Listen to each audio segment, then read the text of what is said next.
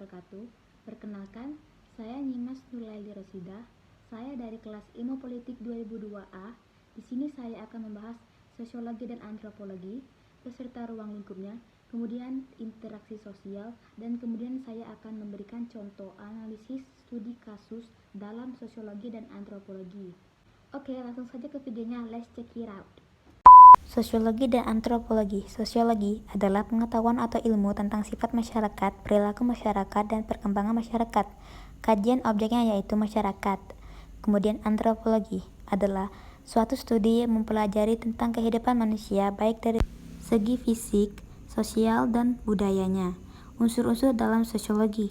Yang pertama itu empiris, yang kedua teoritis, yang ketiga kumulatif, dan yang keempat itu non-etis. Ciri-ciri antropologi yang pertama itu bersifat empiris, yang kedua memerlukan proses waktu yang cukup panjang untuk menentukan satu teori, yang ketiga selalu berkaitan erat dengan sejarah, yang keempat memiliki ruang lingkup yang luas, yang kelima mengalami perkembangan dengan sejalannya waktu. Sosiologi, antropologi, serta ruang lingkupnya.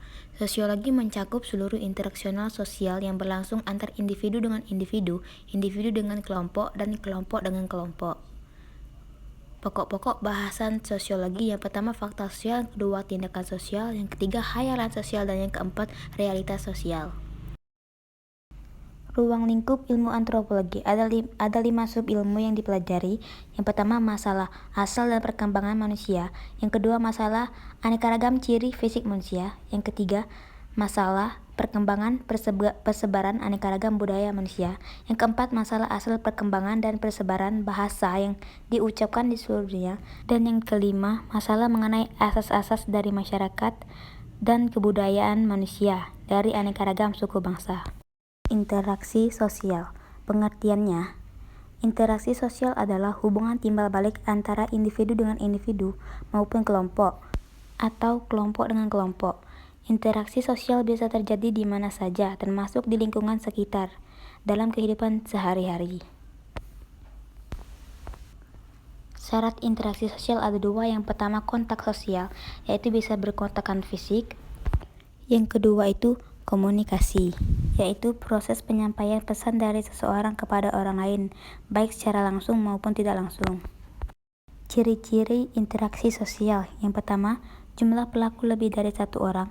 Yang kedua, adanya komunikasi menggunakan simbol-simbol. Yang ketiga, dalam interaksi sosial juga ada dimensi waktu. Dan yang keempat, adanya tujuan yang ingin dicapai. Bentuk-bentuk interaksi sosial asosiatif. Yang pertama, kerjasama. Yang kedua, akomodasi yang bertujuan untuk mengurangi perbedaan, pandangan, dan pertentangan serta untuk mencegah terjadinya konflik. Yang ketiga, akulturasi, yaitu perpaduan 2 kebudayaan yang berbeda menghasilkan kebudayaan yang baru tanpa menghilangkan yang lama. Yang keempat, asimilasi atau usaha-usaha untuk meredakan perbedaan. Bentuk-bentuk interaksi sosial disosiatif. Yang pertama, ada kompetisi, di mana orang-orang atau kelompok-kelompok berlomba meraih tujuan yang sama.